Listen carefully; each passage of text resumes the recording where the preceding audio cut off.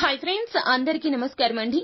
కుంభరాశి వారి జాతకులు మీ యొక్క జీవితంలో రానున్న 24 గంటల్లో ఒక మార్పు అయితే కనిపిస్తుంది. అకస్మాత్తుగా ఇది జరుగుతుంది. దీని వలన మీరు శత్రువులను ఎక్కువ మందిని తయారు చేసుకుంటారు. వారి వలన జీవితం దుఃఖభరితంగా మారనుంది. ఇటువంటి పరిస్థితులు అయితే మీకు రాగల 24 గంటల్లో సంభవించబోతున్నాయి. అంటే అసలు ఏం జరగబోతుంది, గోచార ఫలితాలు ఎలా ఉండబోతున్నాయి, రానున్న 48 గంటల్లో కుంభరాశి జాతకుల యొక్క జీవితం ఏ విధంగా మారబోతుందో తదితర పూర్తి వివరాలు అన్ని కూడా మనం ఈ వీడియోలో సంపూర్ణంగా సవివరంగా తెలుసుకునే ప్రయత్నం చేద్దాము.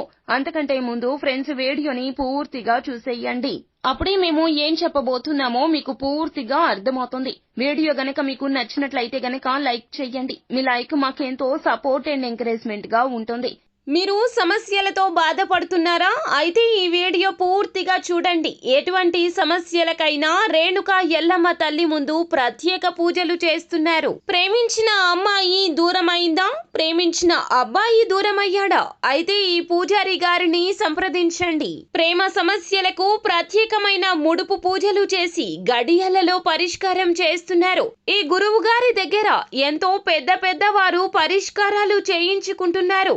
భార్యాభర్తల సమస్యలు, డబ్బు సమస్యలు, వ్యాపారంలో నష్టం రావడం, అనుకున్న పనులు కాకపోవడం, ఇంటి సమస్యలు, సంతానం లేకపోవడం, అప్పుల బాధలు, ఇంకా తీరని సమస్యలు ఉంటే రేణుక ఎల్లమ్మ తల్లి పూజారి గారిని సంప్రదించండి. ప్రత్యేకమైన పూజలు చేసి దూరంలో ఉన్న వారికి ఫోన్ ద్వారా పరిష్కారం చెబుతున్నారు. Phone number 9515466718.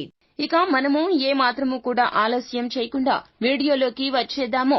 రాగల 24 గంటల్లో కుంభరాశి వారి జాతకులు మీ యొక్క జీవితంలో చాలా వరకు కూడా మార్పు వస్తుంది. అది కూడా మీలోనే రాబోతుంది. సంకటకర పరిస్థితి ఎదుర్కోబోతున్నారు. ఎందుకంటే మీరు ఒక విషయం గురించి ఆలోచిస్తూ ఇంకొకరిని నెగ్లెక్ట్ చేస్తూ ఉంటారు. అంటే మీ యొక్క మానసిక పరిస్థితి గందరగోళంగా ఉండబోతుంది. కావున ఉద్యోగ జీవితంలో కావచ్చు, వ్యాపార జీవితంలో కావచ్చు, ఈ రోజున మీరు చాలా వరకు కూడా రానున్న 24 గంటల్లో ఓపికగా ఉండాలి, ఓర్పుగా ఉండాలి. మీది కాని విషయం గురించి ఎక్కువగా మీరు దాని గురించి చర్చలు పెట్టవద్దు. అలాగే మీ విషయాల గురించి కూడా ఈ రోజున కీలక నిర్ణయాలు తీసుకోకూడదు. ఇలా చేస్తే గనక పరిస్థితులు మీ చెయ్యి దాటి వెళ్లిపోతాయి. మీరు మిత్రులు అనుకున్న వారు కూడా శత్రువులుగా తయారై కూర్చుంటారు. మనం 99 పనులు చేసి 100వ పని చేయకపోయినా కూడాను 100వ పనే అందరికీ తెలుస్తుంది. దాని గురించి అందరూ మాట్లాడుకుంటారు తప్పితే మీరు చేసిన సాయం గురించి మాట్లాడుకోరు, చేసిన పని గురించి మాట్లాడుకోరు, లేదా మీ గురించి మాట్లాడుకోరు. మనం ఏదైతే లోపం చూపిస్తామో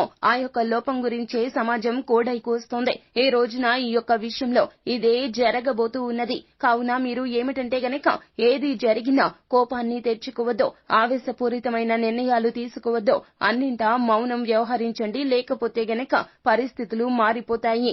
ఎవరితో కూడా ఈ రోజున వ్యక్తిగత దూషణలకు అస్సలు దిగవద్దు. ఎదుటి వారి యొక్క మాట పూర్తి కాకముందే మీరు మాట్లాడేయడము, అలాగే మీతో మాట్లాడుతున్నంత సేపు కూడాను మూడవ వ్యక్తి గురించి రెండవ వ్యక్తికి చెప్పడము, ఇలాంటివి చెయ్యొద్దు. అలాగే ఎవరికి సహాయం చేయాలి అనే తపన ఉన్నప్పటికీ కూడాను మీరు ఆ యొక్క సంఘటన నుంచి దూరంగా పక్కకి జరిగిపోండి. పరిస్థితులు బాగోలేవో మీరు పుణ్యం చేద్దామని వెళ్ళినా పాపం ఎదురొస్తుంది. తత్ఫలితంగా ఎదుటి వారి నుంచి విమర్శలు మాత్రమే కాకుండా వారు మీకు శత్రువులు అయి కూర్చుంటారు.